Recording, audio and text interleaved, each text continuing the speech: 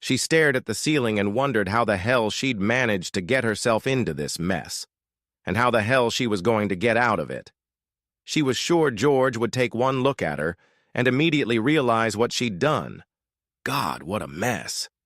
She hadn't meant for this to happen. Except for the first time, though. She hadn't really resisted. And truth be told, even that first time she hadn't really resisted. Of course, it didn't hurt that he'd brought her to 1 or 2 ecstasies each time. He leaned away from her and she dozed off. She felt warm and fuzzy as George kissed her. She stretched and opened her eyes, and her heart nearly stopped when she saw it wasn't George. "Oh, good. You're awake," he said. Memories of the night before came flooding back to her, and although she knew she should push him away, get up and walk away from him, the damage had already been done. So what to do again? He stroked her and said, "You're a hot woman." The phone rang. She tried to ignore the call, but knew she had to answer it. She reached for the phone and picked it up. "Hello? Good morning, sleepyhead. How are you feeling this morning?" "Oh, God, George, you know I can't drink too much. I've been up for a couple hours and there's no way I can get out of bed." As she said this, a quiet giggle was heard from behind her. "What time do you think you'll be home?" "I need to force myself out of this bed, drink some coffee, and take a long, hot shower. 3 hours, probably. I'll take the girls to a movie at the mall so you can have some quiet time to help you recover." "Thanks, baby. You're so good to me." She heard him stifle a laugh as best he could and felt another ecstasy coming on. "I need to go, baby. I need to go to the bathroom." "Okay, honey, I love you." "I love you too, George." She hung up the phone and hissed, "You bastard! Were you purposely trying to catch me and get me in more trouble than the trouble I'm already in?" "Hush, love. You know you like it." He was right. She did like it, but she still didn't need to be caught. While she was dressing, he asked her when they could meet again. "Never. Last night was a huge mistake, a terrible mistake that I shouldn't have made. Now I need to go home and find a way to forgive myself for what I did to my husband and family." "What did you do to your family?" "Honey, what you did for yourself. You enjoyed every second of it, and you know you did. You may have had a little too much to drink last night, but you were sober enough to realize what you were doing this morning, all 3 times. You're a hot bitch, Shauna, and I'm willing to wait. We're going to be together again, and I know it." "You're wrong, totally wrong," she said as she left the hotel room. As she drove home, she thought about that night and wondered how she could have done what she did. How could she have betrayed George? Her life had been perfect, and in one night, in 11 hours, she had risked destroying a perfect marriage that had lasted nearly 15 years. She had everything: the perfect husband, whom she still loved madly, 2 beautiful and perfect daughters, a wonderful home, and it would all be gone if George found out. Would she be able to hide it from him? She had never lied to George before. She didn't know how to do it. What if he just took one look at her and realized everything? That was so damn unfair. It wasn't her fault in the slightest, but even as she thought about it, she realized she was lying to herself. It was her fault. She knew she had a low tolerance for alcohol, and yet she'd allowed herself to drink shot after shot at a party she shouldn't have been going to in the first place. The cocktail party was at the Marriott Hotel and was work-related, but she shouldn't have gone there. The only reason she went there at all was because George was supposed to meet her there. An hour before the party started, George called her cell phone and told her that he had some problems at work and was running a little late, and then told her to go and have fun since he would be the designated driver. She had already drunk more than she could drink and still be able to drive when George called again and said he couldn't make it until after the party, so she should get a room for the night. She did so, and then went back to the party. Since she knew she would not be driving, she continued to take the drinks that were handed to her. She should have refused them. She knew she had a poor tolerance for alcohol, but the safety of the room 3 floors up misled her. When the party was over, she stumbled 3 times as she left the room, and Glenn offered her a hand and walked her to her room. She dropped her keys twice before Glenn took them from her and unlocked the door to the room. She remembered turning around to say thank you, and he put his arm around her and kissed her. She tried to push him away, but he kept kissing her, kissing and kissing and kissing. She didn't even realize that her blouse was unbuttoned and her bra was undone. She instinctively arched her back and pushed her breasts into his hand before she remembered that she wasn't with George. She tried to pull away, but Glenn picked her up in his arms and carried her to the bed. She screamed for him to stop what he was doing and let her go, but he ignored her and continued to work on her breasts. How could she love George as much as she did and yet behave like this? Emotions. Glenn had given her more in one night than George had given her in the last 6 months. After the initial ecstasy, she had enjoyed every second of it, and now she hated herself for enjoying it so much. Turning onto the street, she repeated, "Please, God, don't let George find out about this." But George found out. True to his word, he led the girls away, and she, left alone, sank into her pipe and thought of the future. She would have to be very careful not to say anything about what she had done. She would have to bury the guilt she felt about doing things with Glenn that she had never done with George. That was another problem she had to deal with, working with Glenn after the night she had spent with him. She didn't know if she could do it. She loved her job, and George knew it, so how would she be able to explain leaving? God, how had she let herself get into this mess? She was making dinner when George came home with the girls. He came into the kitchen and kissed her on the cheek. She flinched and hoped he hadn't noticed anything.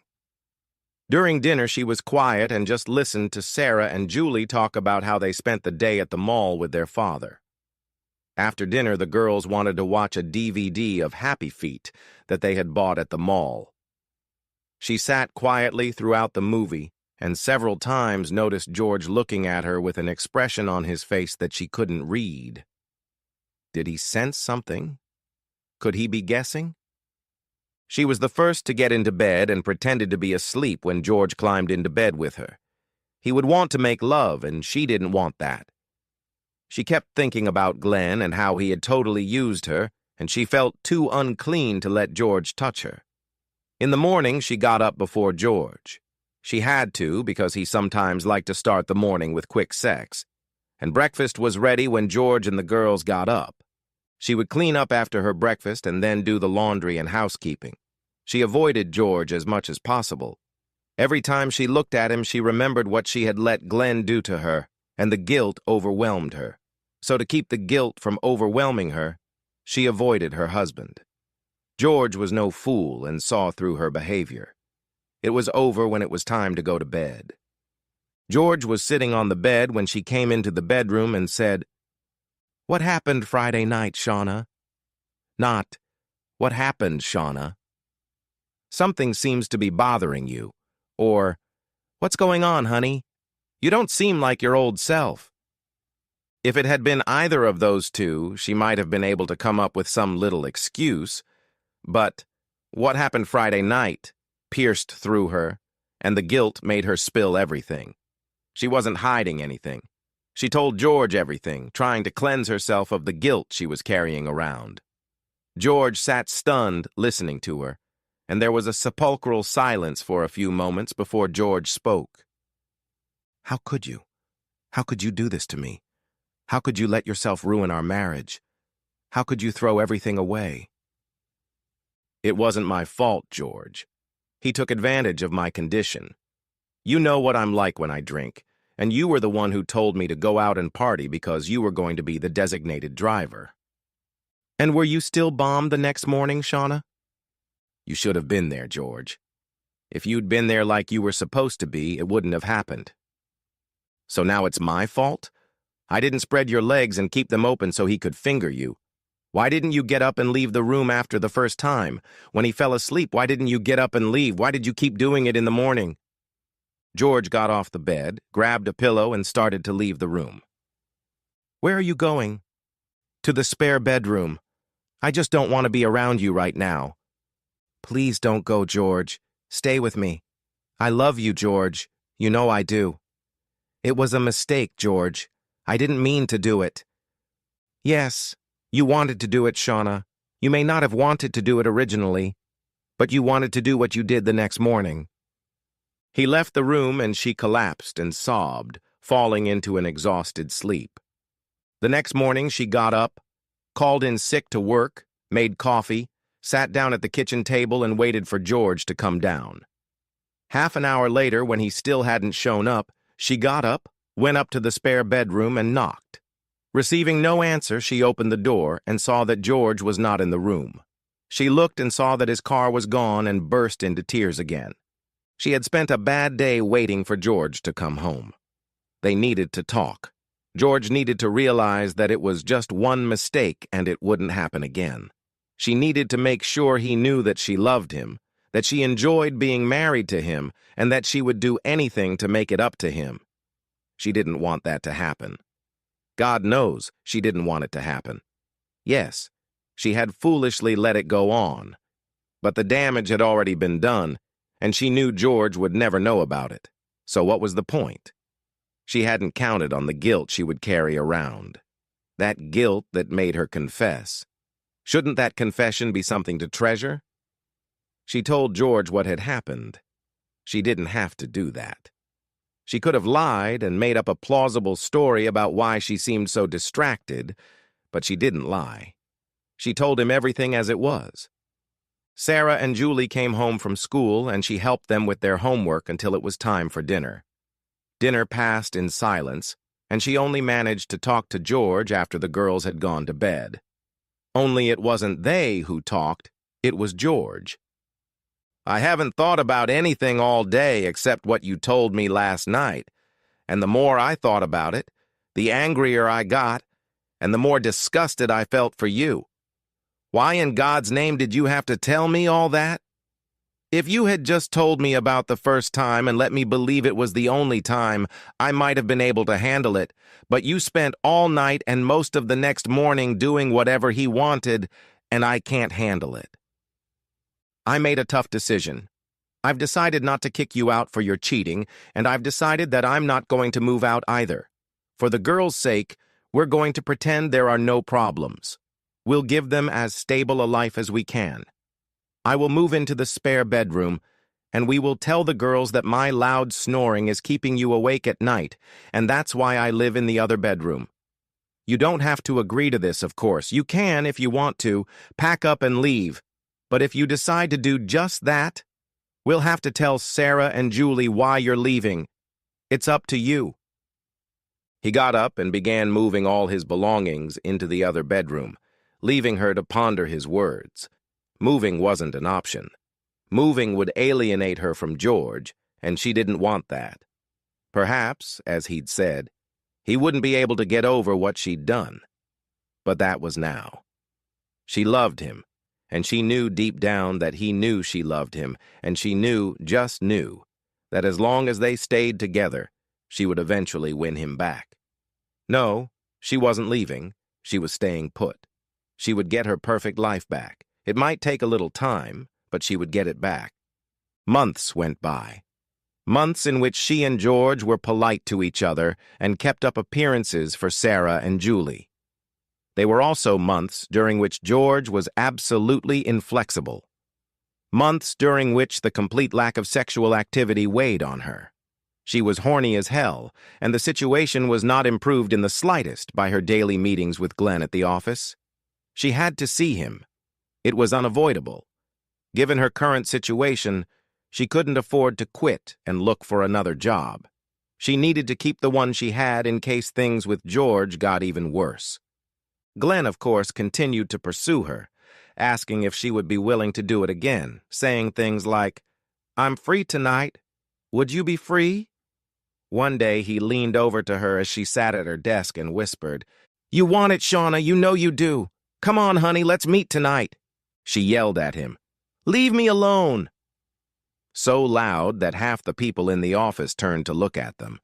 The worst part was that he was right. She really did want this. The longer George didn't touch her, the more she wanted it. Not necessarily Glenn, but someone. When she thought about it, of course, she remembered Glenn and how he had used her and made her love it. She fought against it. She realized that if she gave in to the impulse and George found out, it would end any hope of saving the marriage. She redoubled her efforts to mend her relationship with her husband. Valentine's Day cards, candy, and flowers for Valentine's Day and Sweetums Day. Gifts on Father's Day and his birthday. She cooked his favorite meals and did everything she could to show him that she loved him, that she was his, that she wanted and needed him. But even after 6 months, if she touched him, he recoiled from her as if he had just touched a hot stove. Then one night, when they were alone in the kitchen, she asked, "Don't we stand a chance, George?" He looked at her, then turned away without saying a word, but she didn't need words to realize that he had just answered her question. "I'm sorry, George. I'm really sorry, but at least you won't be able to say I didn't try."